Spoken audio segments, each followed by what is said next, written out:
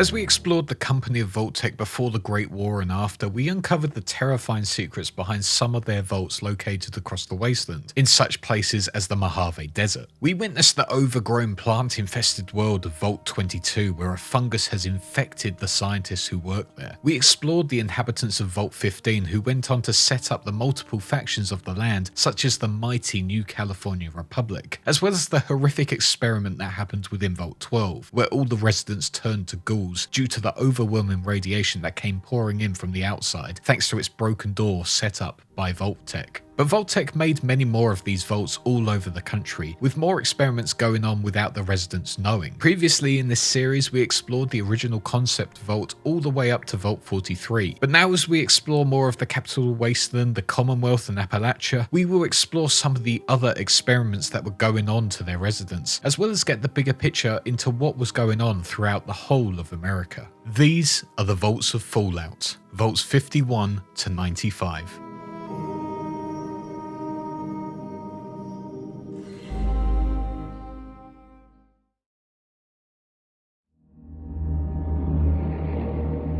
We start our list with the scenic forests of Appalachia. Vault 51 looks like your standard run-of-the-mill vault. However, unlike the other vaults, this vault was not assigned an overseer when it was first sealed shut in 2077. Instead, Vault 51 was fitted with a Zax supercomputer, which was originally put in as a way to use its computing powers to work out who the best candidate would be to run the role of overseer. This vault was then inhabited with 52 residents at first, with one being Sergeant Robert Baker, who was assigned as an assistant to Zax to help teach the computer what a true leader looked and behaved like, and how to determine who was the best candidate for the role. Robert Baker, when helping the Zax, tried suggesting that the computer do this appointment through the democratic election process to honor the American way of doing things. Zax instantly agreed, however, stating it would be their first experiment, making Sergeant Baker a bit worried about its true intentions. Unfortunately, the democratic process was a failure, as all the residents voted for themselves. The Vault Dwellers then tried a republic style of government, which also failed, which led the Zax to the conclusion that voting was pointless and it would terminate elections in the future and go with another process. Baker at this time was adamant that a true leader would step forward, as that was what a leader would do in a time of crisis. This, however, was a terrible thing to tell the Zax, as it assumed the residents needed a crisis to show their true potential. Because of this line of thinking, the Zax would create crises to test the residents to see who the true leader was. By this point, the Vault factions had started to form, and the Vault was becoming extremely hostile. The Zax started creating crises to panic the residents, such as forcing the higher class citizens into extremely cramped conditions with only the clothes on their back. After more and more things were set up by the Zax, such as video game machines being tampered with to benefit some and disadvantage others, mass shootings and other crimes were occurring within the Vault as people tried desperately to survive and be better than the rest. Baker by this point was outraged at what the Zax had done and what it was continuing to do to its residents, and stormed out of the Vault. But the Zax continued. After a few years of constant trials by the Zax, causing distrust amongst one another, there was only one dweller remaining, a man named Reuben Gill, who was officially named the overseer of Vault 51. But immediately the Zax became disappointed with Reuben's role as overseer and started locking him out of areas within the Vault, including the security room. After years of depression being left on his own, Reuben resorted to alcoholism. But now the year was 2102 and the Vault of Vault 76 had now opened, and the Zax saw an opportunity to find a new leader. It removed Reuben as overseer immediately and forced him to participate in the trials once again. Not wanting any part in this cycle once again, Reuben distracted the Zax and escaped from the Vault in a shipping crate. His mission was to finally take out Zax, trying desperately to communicate with anyone within the area that might seek out Vault 51. However, for the Zax, it continued to look out for that next overseer, opening the Vault doors and testing anyone who came in, pitting dwellers against each other in a test of may the best person win. Every test would be different, but only one could become the overseer. As of 2102, the Zax still lives, testing all those brave enough to venture into this attractive vault within the Appalachian forest.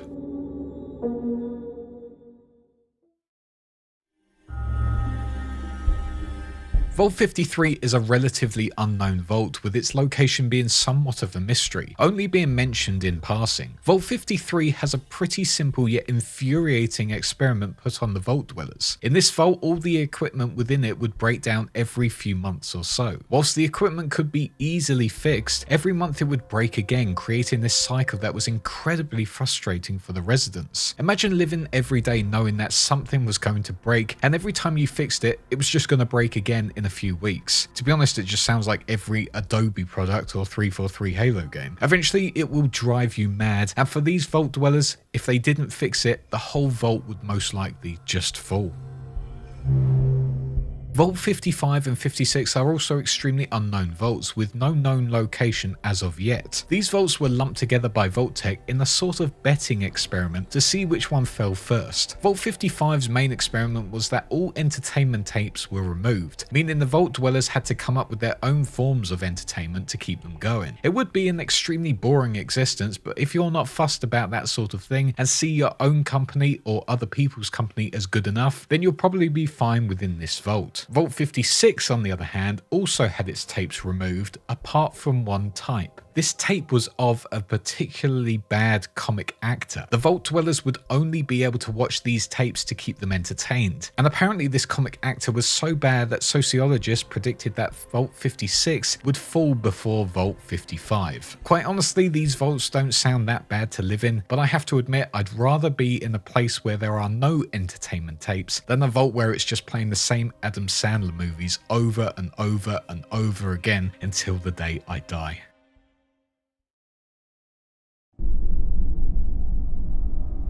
Located out within the ash heap within Appalachia is Vault 63, which is located underground, hidden away within a small building. This vault is extremely mysterious, said to be opened within the year of 2102, however for some reason was never opened, meaning its contents are completely sealed along with knowledge of its experiments. It was believed that inside the vault itself the reactor was overheating, which had potentially caused the vault to go into crisis mode, maybe killing the residents, however that is completely unknown. If the vault is ever unlocked to the rest of the world, those who venture in may have to take up the incredibly hard task of fixing the reactor whilst facing up against those inside if they have been turned into the Scorched or Ghouls. As of right now, sadly, Vault 63 remains a mystery, and hopefully it will open soon. If not, it could be sealed shut for well over 200 more years. Probably some of the most spoken about vaults throughout the world, however vaults 68 and 69 are unfortunately hidden away and their location is pretty unknown. Both 68 and 69 had the same experiment in mind, but were the polar opposite of each other. Vault 68 consisted of 1,000 dwellers with 999 men and one lone woman, whereas Vault 69 consisted of another 1,000 dwellers with 999 women and one lone man. Whilst the idea of this vault may seem appealing at first, especially being that lone man, the idea of being the only one of your sex amongst the whole stadium of the other sex would be extremely daunting. And if the only way of continuing civilization is through you, both that lone woman and lone man are in for a horrible time and would probably get the punishment of death by Schnoo Schnoo. Yeah! What are you, gay? The last of the smaller vaults for now is Vault 70, located out within Utah. This vault really wasn't anything special, with the only thing being mentioned about it being that the jumpsuit extruders failed after just 6 months. This meant that after 6 months, all new clothing provided would be stopped, and the vault dwellers would probably have to just deal with the clothing they entered with, as they would not be able to get any more. It was said that in 2062, however, over a decade before the Great War, Mormon congregations came together to purchase places within Vault 70 to set up their communion there. For over a century, this community lived within Vault 70 and were finally released to the world in 2190, where the inhabitants would go on to found the town of New Jerusalem using their 3 Garden of Eden creation kits. To this day, sadly, the Mormon community in New Jerusalem has been taken out by angry tribals, raiders, and other attackers, and had to set up a new town within the ruins of Ogden, Utah, and called it New Canaan. It is unknown what has happened to Vault 70. Maybe some of the Mormons still live there, or maybe it has just been left to decay. Maybe one day we will be able to see how the Mormons lived within the vault and how they dealt with the fact that they had no jumpsuit extruders.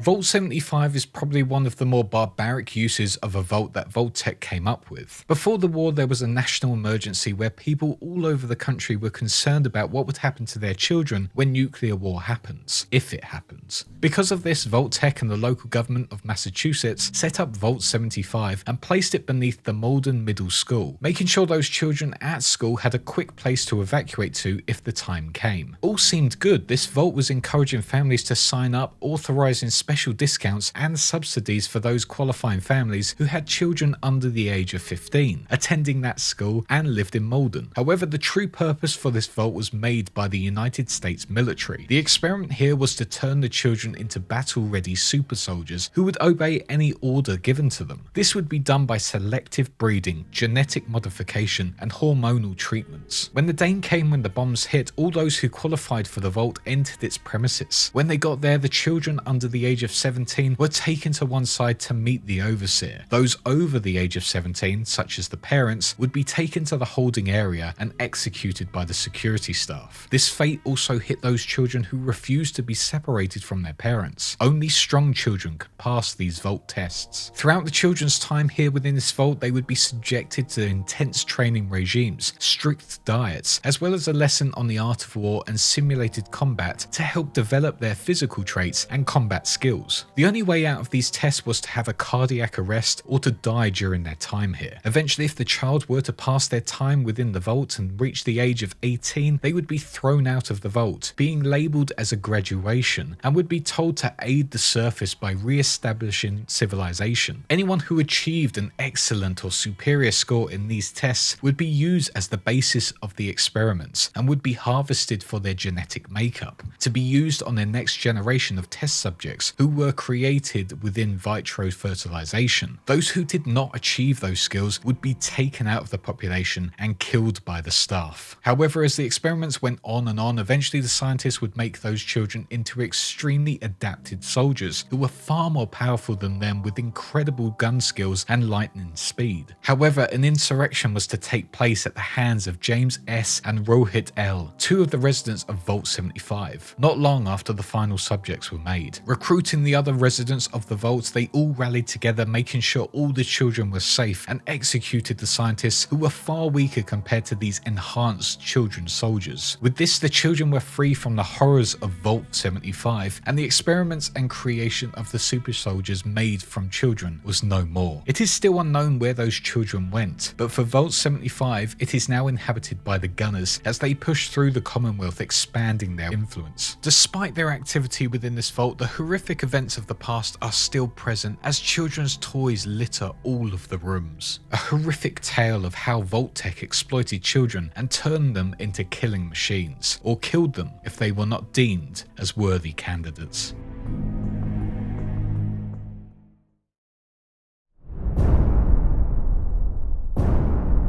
A vault mentioned all over America that was meant to be something truly special, however didn't really live up to its name in the long run. Vault 76 was set out to be the vault that celebrated America's history. It was designed as the official vault of the Tricentennial by Vault-Tec and had the tagline of Vault-Tec Salutes America. This vault was meant to be the best minds in all of America, capable of housing 500 residents, including students from Vault-Tec University, military members, and former White House Chief of Staff. As the vault closed in 2077, Vault 76 had some of the best protection throughout all of the vaults, with their security team ready to take out any intruder that wasn't part of the Vault 76 family. Strict laws were in play as well to make sure all the residents of the vault played their part in keeping the society active and productive. If someone was to break laws or cause trouble, the overseer was able to lock down each of the rooms and imprison that person who caused trouble. Ensuring compliance was key to the goal of this vault and was one of the best examples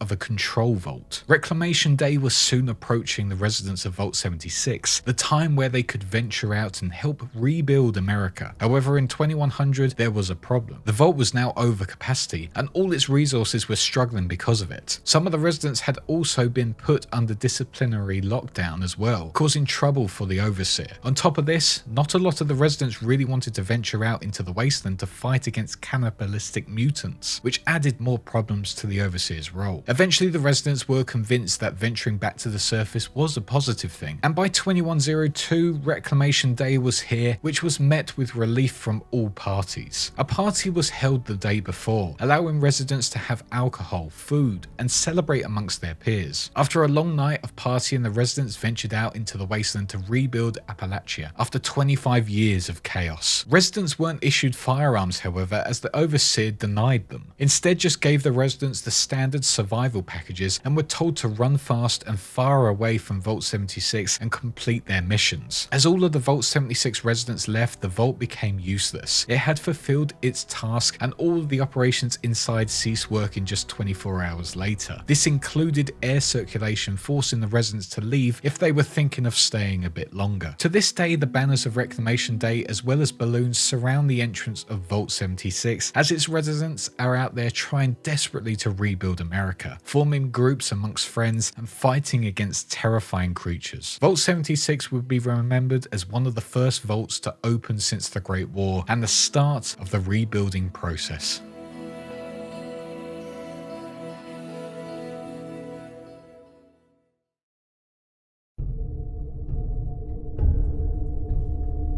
Vault 77 is a bit of a weird yet somewhat terrifying tale of a single man who had been left to himself within the vault. Thinking this was some big joke, Vault Tech wanted to see how this man behaved, stuck on his own with one thing: a box of hand puppets. As the man searched the box labelled as P13X US government issue puppet ration, he would find an assortment of puppets, however left them thinking they were useless. For the first month, this lone vault dweller suffered serious depression due to being on his own, as well as overwhelming panic, believing this to all be a huge mistake. 1 year and 3 months later, after the door was sealed, this vault dweller would eventually open the puppet box again to entertain himself. However, one puppet seemed to be speaking to him, that puppet being a vault boy. At first it seemed fine and the vault dweller came up with storylines for each of the puppets. However, one day the puppet king was found killed and the vault boy was saying it was them. They were the ones who killed him. Now that they were both criminals to the other puppets, the vault boy said they should leave the vault that night. Stepping out of the vault that next morning, the vault dweller and his vault boy puppet would go on to explore the lands on the back of a fire ant, speaking to another vault dweller who was heavily ghoulified and tell him his own story. However, as time passed, the two were caught and tied up by a group of slavers. Threatening the vault dweller, the puppet stated the vault dweller had killed before. Not believing their claims, the slavers turned their back, and then suddenly the vault dweller and his puppet massacred all of the slavers in the area, spreading a message all over the wasteland: beware the puppet man. Vault 77 is a creepy tale of how one man was driven to utter insanity and because of it is now a paranoid schizophrenic who will kill anyone in his way, believing he is being told to do it through his puppet vault boy.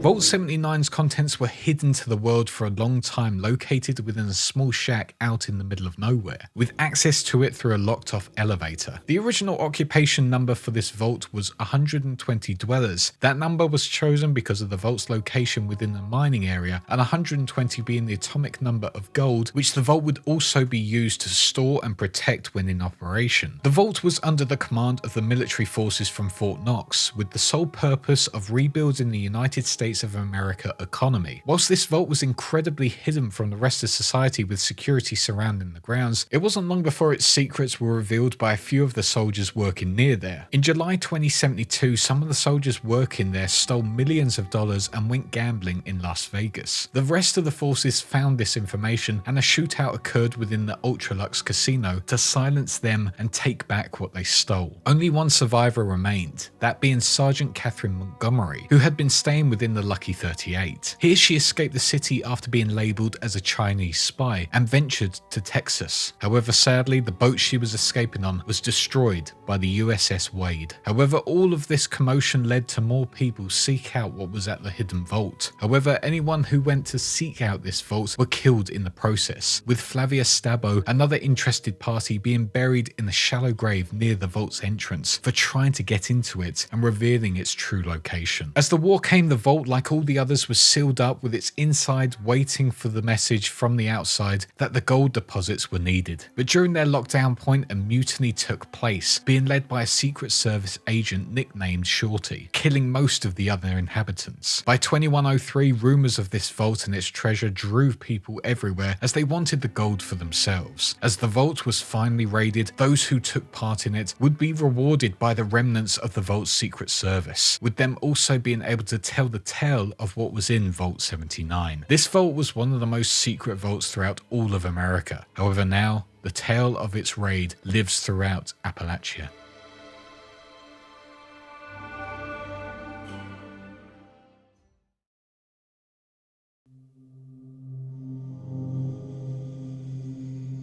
Vault 81 is a bit of a misleading vault and is like many of the other ones on this list and the last. At first, when entering this vault would look like a standard control vault that would be a nice peaceful existence for the vault dwellers living there. However, this wasn't the case. In fact, Vault 81 had an experiment taking place here that was not told to the residents once again. The sole purpose of this vault was to research diseases and antibodies with an emphasis on potential mutations in heavy radiation. Here, Vault Tech isolated the 96 residents within the vault from the experiments taking place, using them as guinea pigs for their trials. So many processes were put in place to make sure the vault dwellers were not contaminated or spread what they had to the outside world. All was set up for Vault Tech to make sure these experiments would go exactly how they planned. However, they made one big mistake. That was assigning Dr. Oliviet as the overseer. Dr. Oliviet disagreed massively with these experiments and went against Vault Tech's ultimate plans, stating that if human trials were to take place, they would blow the whistle on what was truly going on. However, Dr. Oliviet realized if she did blow the whistle, this experiment was far higher than they thought, having financial investors from the federal government, meaning it would be much harder to expose them. As the Great War came, Dr. Oliviet got the call to alert the scientists. However, she refused to do it, to make sure the experiments didn't go ahead. However, there was one problem. 3 more scientists had arrived in the vault asking questions about the vault's drills. These scientists helped the team crack on with their experiments. However, Dr. Oliviet kept an eye on them, making sure they didn't get to the human testing part. As it finally got to that stage of the experiment, Dr. Oliviet disabled all the delivery systems, cutting off the scientists from infecting the vault dwellers. She also sealed off the access point to the secret part of the vault where the scientists were located, making sure they could never go on with their plans, also killing the 3 outsider scientists in the process. Dr. Oliviet was regretful of what she had done, however knew that the scientists on the other side would have enough food and water to survive. The scientists, however, continued with their research and used mole rats as their main source of testing. As time went past, the scientists would eventually die of old age, and the sole responsibility of the tests and the cure would lie in the hands of the Miss Nanny robot named Curie. By 2204, Curie had created the cure, meaning the vault's true goal had been achieved. At the same time, Curie became self-aware and patiently waited within the vault, hoping that she would get a response from the vault's security or get a new order for her to leave the vault and begin a new line of research. By 2277, the rest of the vault dwellers could not isolate themselves any longer, and Overseer McNamara opened the doors for the first time to make trade links as they were quickly running out of resources. This event helped the vault dwellers to make vital repairs to their deteriorating vault, as well as bring in more food and medical supplies. However, a lot of the vault dwellers detest this decision as they had a very xenophobic mindset, distrusting anyone who stepped foot in their precious home. By 2287, the vault continued to let in a small selection of individuals to make trade, but still kept isolated from the outside world. Within this year, however, one individual named Bobby DeLuca would discover the secret part of the vault where the scientists once were and ventured in, revealing all of the diseased mole rats who inhabited it. Another individual named Austin would be bitten by these diseased rats, leading him to need immediate treatment, forcing someone to go and find the cure the scientists had been working on. Whilst in the end, Vault 81's experiments didn't fully go ahead, the secret vault with all its experiments still remains, and with it, a cure to the many diseases the scientists were playing with over the many years they inhabited it.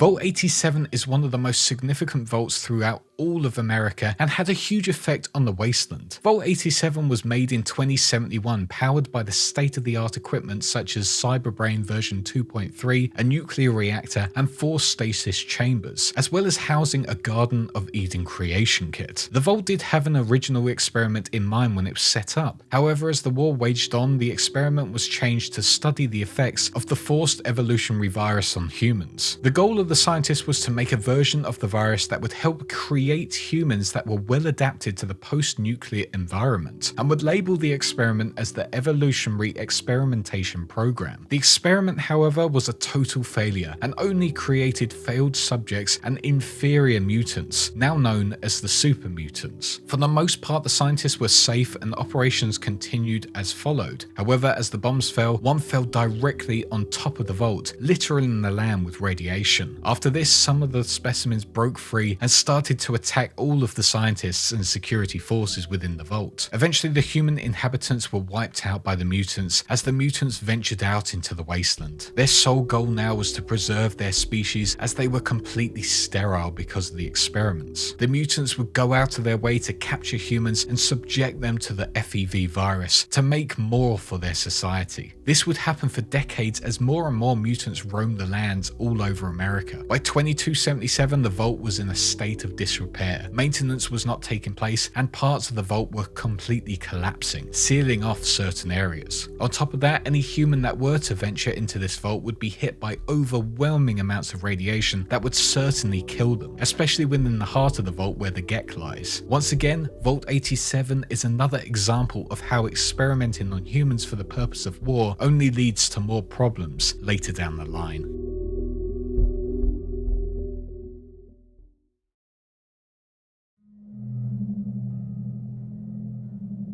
Vault 88 is really unlike any of the other vaults on this list, as it wasn't actually ever finished before the war. As the war took place in 2077, this vault was still under construction near a uranium deposit to make sure there would be a steady supply of nuclear material for the vault's future purposes. When the bombs came, most of the workers located here were killed or heavily mutated in the process, as the vault wasn't fully functional and could not provide them with adequate protection. After being hit by the nuclear bombs, the entrance was also completely covered by rubble, meaning that for years its existence was completely hidden, leading some to believe that Vault 88 never existed at all. Eventually, it was discovered thanks to some curious raiders as they removed the rubble and tried to gain access through the door. Amazingly, the overseer Valerie Barstow had survived after 200 years, though heavily ghoulified. As the raiders tried desperately to get in, Overseer Valerie kept the doors sealed, stating they could not enter as she needed to keep the vault safe so it could one day focus on its experiments. Ultimately, Dr. Stanislaus Braun wanted Vault 88 to be a testing vault for unreleased prototypes of all forms. They would be tested within Vault 88 on the inhabitants and then moved on to other vaults around the country. The testing of these prototypes would also be under the rules that human lives were expendable and that getting these prototypes out fast was more important. With the vault not being completed before the war, the vault now lies empty, ready to be turned into that vault that was meant to be built before the bombs fell. Whoever were to enter Vault 88 would be given the opportunity to help save Overseer Valerie, who was trapped under the rubble, clear the rubble from all of the access tunnels, clearing out the feral ghouls out in the process as well, and help her to fulfill her role as Overseer and get those prototypes built and tested on unaware individuals who also want to seek out what Vault 88 has to offer, eventually setting up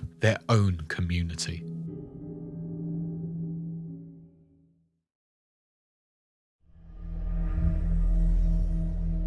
Vault 92 was set up for those obsessed with music. This vault was designed to hold 245 occupants for 100 years and was supplied with a ton of sound equipment, musical instruments and recording gear to make it so that the musical legacy of the United States was forever preserved. Sounds amazing, right? Well, it had a second mission behind it as well, like most of the other vaults. When the vault officially closed on the 23rd of October 2077, the overseer Richard Rubin would use the sound systems to filter to white noise throughout the vault that would contain combat suggestions to the humans hearing these noises. The first tests were on the musicians isolated within the sound booths, which worked with great effect as two of the dwellers located within the recording studio formed an inseparable romance. Due to this initial success, the range of the white noise was extended throughout all of the vaults to make sure it was fully working. The white noise was also accompanied with music to make sure the full broadcast could be spread to everyone and would feel more natural. The experiment worked even better, with its effectiveness being noted as 100% with less than 1% margin of error. The scientists were thrilled with what they had found and congratulated each other for the achievement. However, not long after this, the first problem was visible. One musician suddenly went insane, murdering 3 other dwellers in a bloody rage. This musician had no previous links with violence or mental instability, and it became clear that the white noise could be the cause of this. But the professor in charge of all this saw the musician's change as notable for his research. Before he was killed, he showed increased strength, tenacity, and unflinching obedience to orders from authority. But on top of all that, it was also revealed that they had lost all higher cognition and motor control, and were experiencing nausea and dizziness. Eventually, more and more of these vault dwellers were experiencing these same feats. Fatalities were happening all over the vault, and the professor was begging the overseer to abandon the project and restore order within the vault. After a short while, 30% of the vault's population were claimed to be clinically insane, and 35 were dead. The experiment was deemed a failure, and was claimed that the white noise had just turned the humans into mindless brutes. The remaining vault dwellers tried desperately to escape the vault, taking up arms against the others who had lost their minds. But the professor learned the truth of this experiment during this time. He found out that the overseer was controlling all of it, boosting it into their sleeping quarters at night instead of just the studios. Deeming the overseer to be insane, the professor faced the overseer to hold him accountable for his crimes. To this date, Vault 92 is a crumbling mess with all of its maintenance crews dead. It is flooded and is void of any real human life. What could have been a great place for the vault dwellers where they could make music together and embrace the old world sounds. This place was now a barren, littered place with the bodies of humans who went insane due to the overseer's experiments.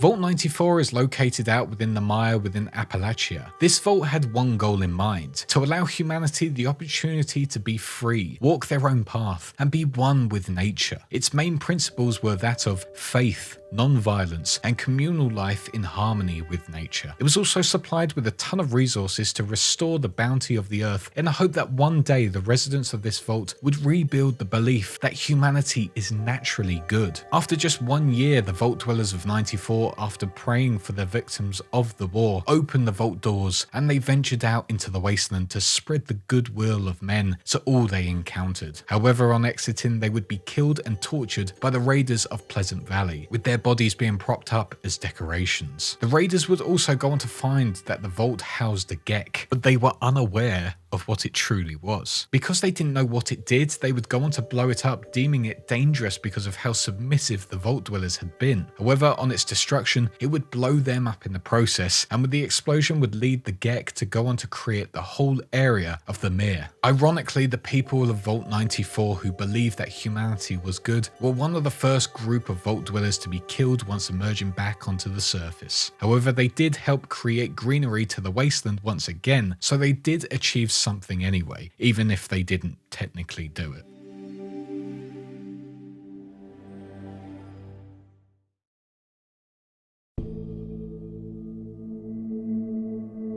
Vault 95 was designed for just 75 dwellers, and more specifically for dwellers who were addicted to drugs. This vault was set up to offer those individuals a chance to be rehabilitated, as well as sheltered from the upcoming war. Every day these vault dwellers would have meetings about their recovery, and the dwellers would go through a process of positive reinforcement and encouragement, making them feel like they were a family going through the same thing. By 2082, the vault dwellers were able to become clean, all thanks to the overseer being in a position of their therapist to some extent, with their idea of not to be considered a position of power, but rather a position of support and servitude. However, an undercover Vault Tech employee named Gutierrez had a different goal. His plan was to open a secret stash of various addictive chems and alcohol sealed inside the living quarters. This was part 2 of Vault Tech's experiment that was to happen 5 years after the vault door shut. As the stash of drugs was found, the dwellers went back to their old ways, becoming addicted again and extremely aggressive towards one another, with deaths happening all throughout their community. By 2287, however, the faction of the Gunners had set up within the vault after fighting their way through and killing all of the remaining dwellers who remained there. The vault is in disrepair and its goal of rehabilitation was completely in ruin. What could have been a great place to give people a second chance was once again ruined by Vault Tech and their barbaric experiments.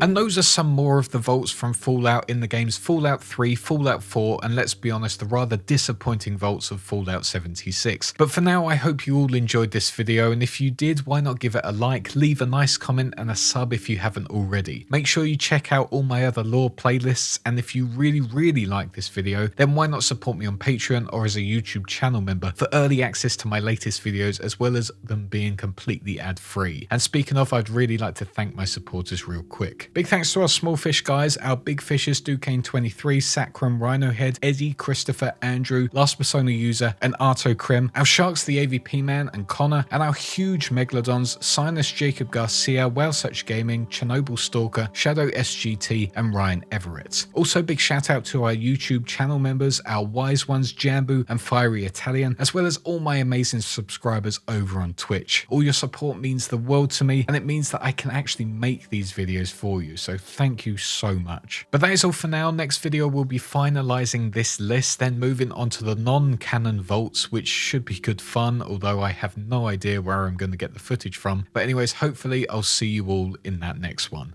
Cheers.